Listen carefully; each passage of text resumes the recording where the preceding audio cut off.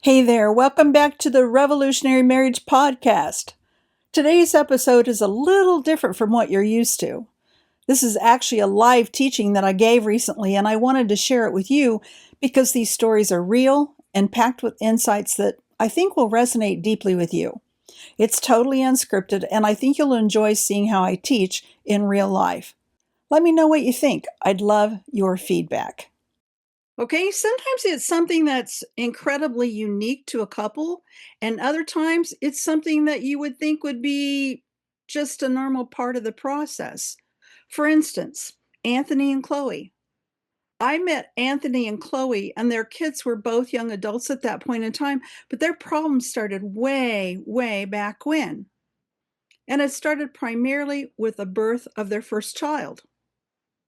Now, you wouldn't think that would be a big deal, but everything shifted. In fact, it's not unusual for marital satisfaction to drop tremendously with the birth of the first child. If you think about it, the woman's attention turns to the child and the man's kind of on the outside. And that's what happened with Anthony and Chloe. And it got to be so intense and they were so driven apart that Anthony ended up having an affair later on. Okay. And he felt really bad about it. He was really ashamed of it. And he kept it on the down low for a long time. It happened over a period of just, I think it was like a 2-week period that it happened. So it wasn't an ongoing thing, but he was getting some attention from a woman that he hadn't been getting from his wife for almost 20 years. And now here he was getting this attention from her, but he loved his wife. And so he kind of pushed that affair in the background of his mind and didn't talk about it to anybody. I mean, he ended it, obviously. I mean, it only lasted for a couple of weeks, but he did occasionally still see the person.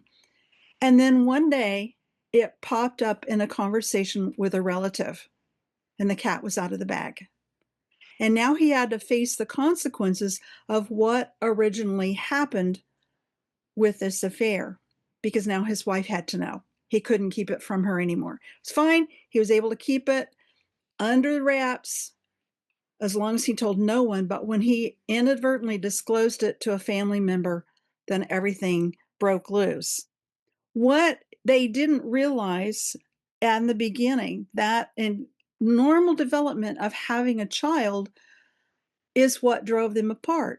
And it drove them apart because there was a lot of misunderstanding.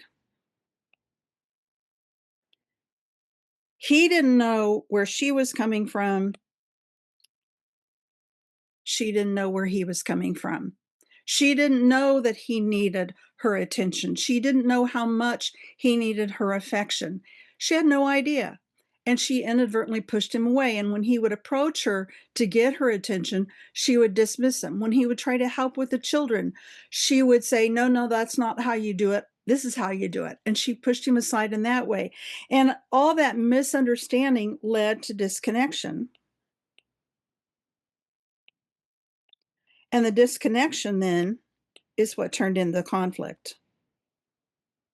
Had he and his wife been connected, if they had understood what really needed to happen in their marriage to keep them connected, this other woman wouldn't have been able to even get his attention. He was not a bad man per se, and I'm not saying that this was her fault. It was something the two of them created together because of this pattern that they had engaged in, because they didn't understand one another. They didn't understand one another's needs. So is their story anything at all like yours? Yes or no? I mean, it doesn't have to include an affair, doesn't have to go that far, but whether it was the birth of a first child or some other event that happened, did you begin to feel misunderstood? Either one of you. And it can go not just the man, but it can also be the woman. Was there some misunderstanding? Did you feel the disconnection? Do you remember feeling that? And then do you remember stepping into that layer of conflict? So here's what happens when we look at the whole scenario. We've got the problem, And we notice the problem because it causes pain, right?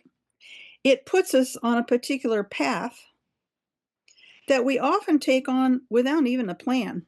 It just seems to come automatically. We don't go, let me see. I think I'm going to go down this path and I think I'm going to do this. It's totally unintentional. It's automatic. It's kind of a default position. And in many ways, that default position mirrors how you handled that kind of stress and disconnection when you were growing up.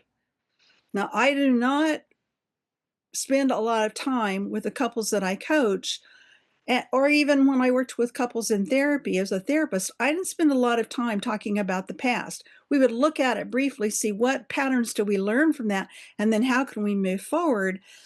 But it's still part of who you see yourself to be. It is part of how you respond to things. So we need to pay attention to it.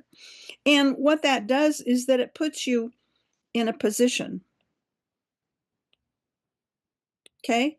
So you can be in the position of defending yourself. You can be in the position of pursuing your partner.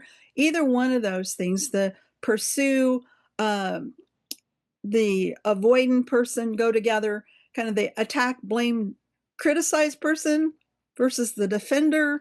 Those kinds of patterns occur, and being aware of the position that you're in is pretty important to be able to make a change.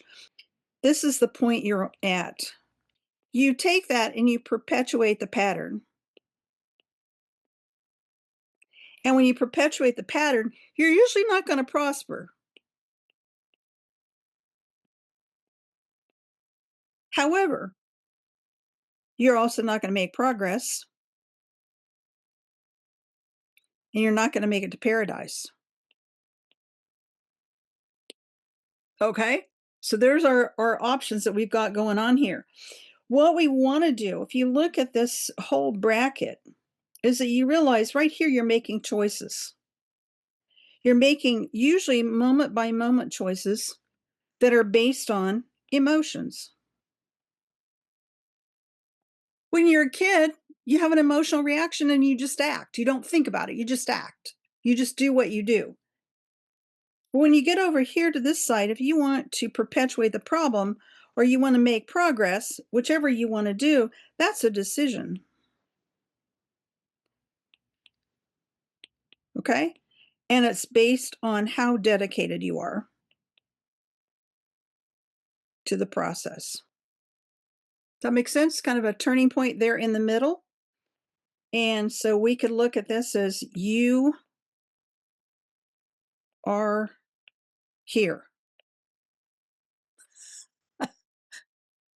That's the decision point. Which way do you want to go? Do you want to stay based on choices moment by moment, or do you want to make a decision and actually make progress and perpetuate the problem or perpetuate the problem? I want to tell you a little quick story about another couple. They came to me, they'd been married for about a year. They had never done premarital counseling, and they were crazy about each other. Really sweet young couple. I still remember them. Like they were sitting in my office right now. They were such a cute couple. But they were starting to develop a pattern that they didn't like. And they thought, well, we didn't do premarital counseling. Let's get into, some newlywed counseling. And so they came, and I started teaching them about all of the stuff that I teach in my program now, about the differences between men and women and the cycles that you get involved in and everything. And it was like a light bulb went on for her. She was like, what? I didn't know this. This is amazing stuff. And they were able to turn it around. They made a decision that they were going to follow this new information that they had.